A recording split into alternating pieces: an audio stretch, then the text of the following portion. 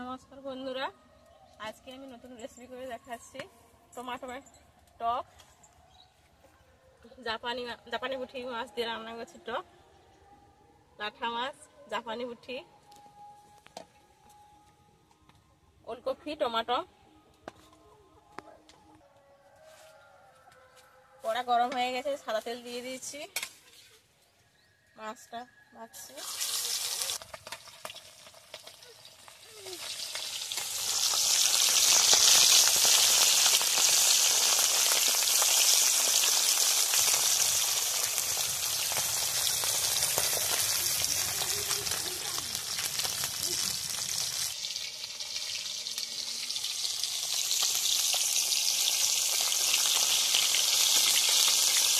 হালকা করে ভেজে নিচ্ছি, টকের জন্য ওলকপি টক করবো। ভালো করে ভেজে নিচ্ছি, টক যেহেতু হবে হালকা হালকা করে ভাজবো।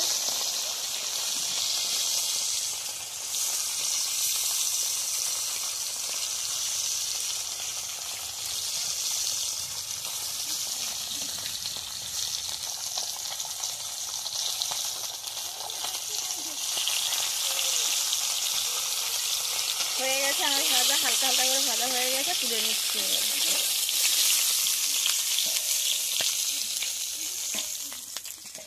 হয়ে গেছে সবগুলো।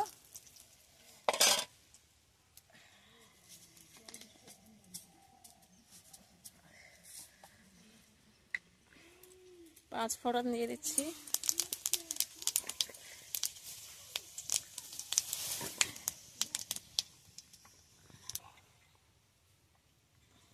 একসঙ্গে টমাটো আর ওলকপি দিয়ে দিচ্ছি।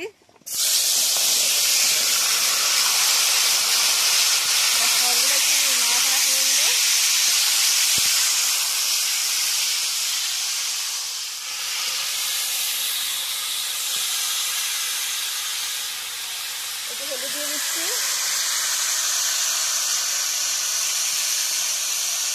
লবণ দিয়ে দিচ্ছি, হলুদ লবণ সবগুলো একটু নেড়ে নেবো। কষে নিচ্ছি সবগুলো দিয়ে।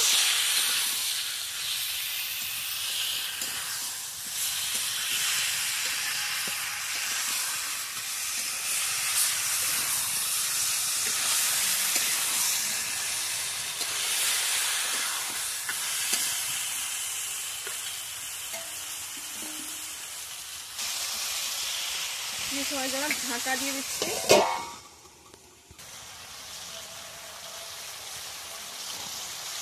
টমাটোগুলো সিদ্ধ হয়ে গলে গেছে, কালারটাও কত সুন্দর হয়ে গেছে।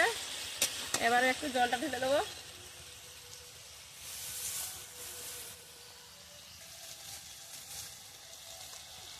আমি পরিমাণ মতো জল দিয়ে দিচ্ছি।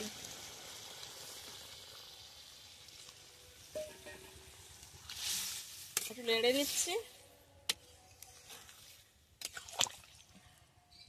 একটু ফুটে গেলে মাছ দিয়ে দেবো।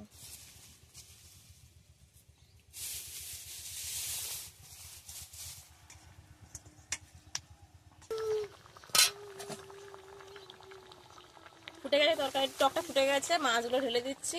ঢেলে দিয়ে ঢাকনা দিয়ে দিচ্ছি।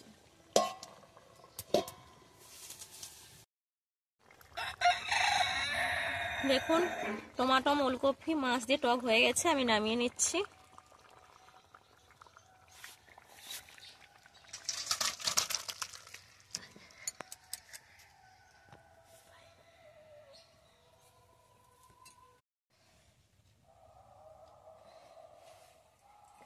টমাটো, ওলকপি, মাছের জাপানি পুঁটি মাছের টক করেছি, হয়ে গেছে। দিচ্ছি মাকে,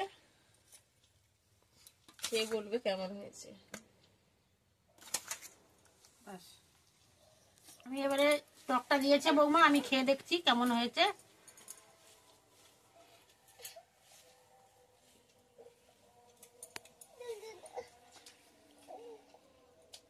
খুবই ভালো হয়েছে, টেস্টি খুব। মাছটাও খেয়ে দেখছি, মাছটাও খুব সুস্বাদু।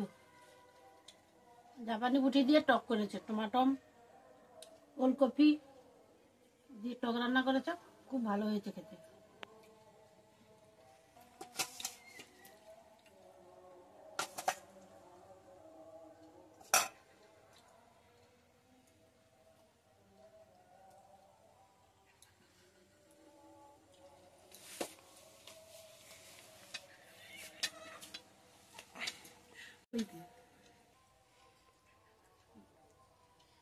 আমিও নিয়ে খাচ্ছি।